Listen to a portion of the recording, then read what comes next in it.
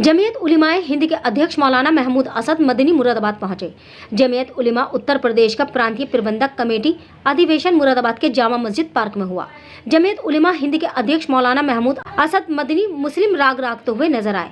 मदनी ने साफ कहा कि देश में मुसलमानों को गालियां देकर मलाई चाटी जा रही है।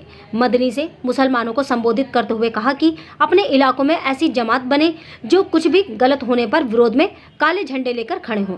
NCPCR कमीशन के चेयरमैन पर साधा निशाना।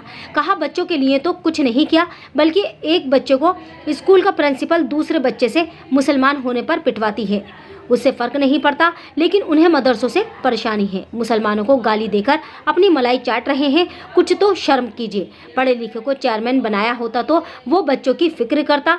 मदनी ने अपने संबोधन में कहा कि मुसलमानों को वोट लिस्ट ठीक करवा लेनी चाहिए, कागजातों को सही करें मुसलमान। मुल्क में गैर मुस्लिम जो नफरत करते हैं वो बहुत कम हैं, उनके चक्कर में मत पड़िए, दुश्मनों को कामयाब मत करिए। परसेप्शन और रियलिटी में फर्क समझे मुसलमान। मीडिया का अधिकार न्यूज से आसिम खान की रिपोर्ट। जरिए से मेहनत हो रही है, इस तरह अल्हम्दुलिल्लाह पूरे मुल्क में एक मजबूत निजाम बन रहा है। अब इस वक्त माशाल्लाह हमारे यूपी के बहुत सारे इलाकों के अंदर, मशरकी यूपी में, वस्ती यूपी में बहुत सारे मुआविन इसके लिए अल्हम्दुलिल्लाह ये फैसला भी हो गया ना। ये फैसला ये फैसला हो गया। अगला इजलास उसकी तारीख आज तय हो जाएगी, जगह भी आज तय हो जाएगी। एक फैसला ये हो गया। दूसरा फैसला ये हो गया कि खर्चे का और खाने पीने का वहां के मकामी साथियों के जिम्मे नहीं होगा, बल्कि हम लोग खुद करेंगे। जान माल अभी भी करते हैं, उसमें थोड़ा सा और लगेगा बस, तो वो बजाय मकामी साथियों के हम खुद करेंगे शरीक होने वाले, तो आसान हो जाएगा, लगातार होगा।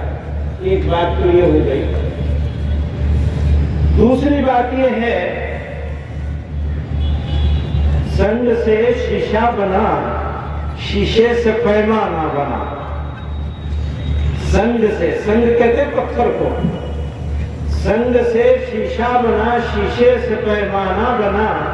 हम हैं उस मट्टी से जिस मट्टी से परवाना बना। हम हैं उस मट्टी से जिस मट्टी से परवाना बना।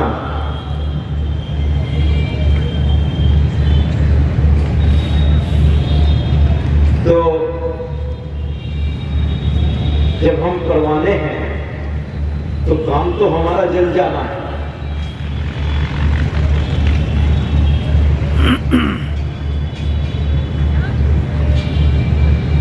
शायद मैं इसी को दूसरे अंदाज से भी कहा,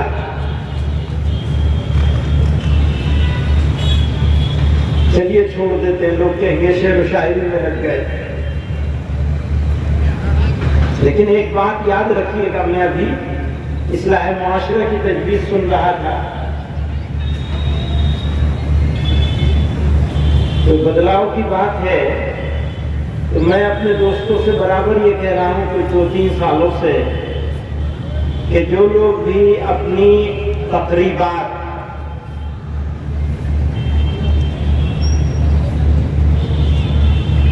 गैर इस्लामी तरीकों से, गैर शरई तरीकों से, कुफरिया तरीकों से कर रहे हैं, जमीयत उलमा हिंद को उनके खिलाफ लड़ना चाहिए।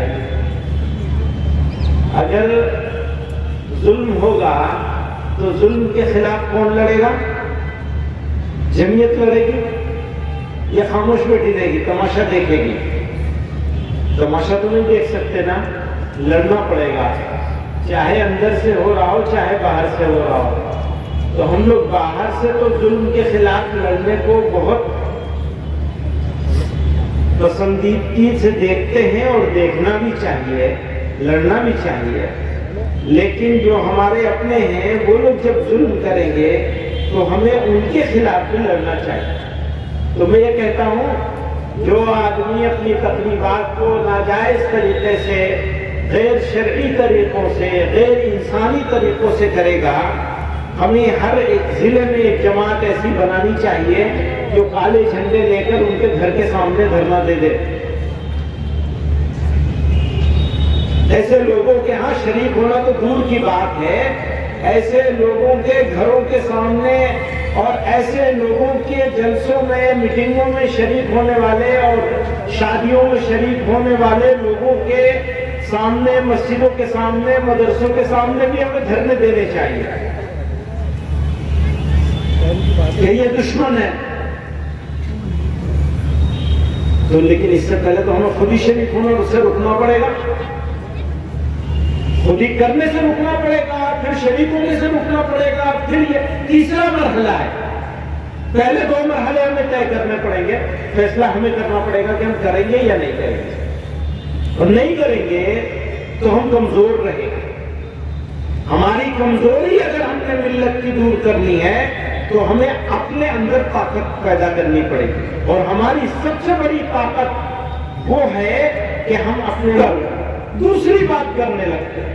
भैया बच्चों को देखो, मुल्क में बच्चों के साथ क्या क्या हो रहा है, किस तरह चाइल्ड लेबर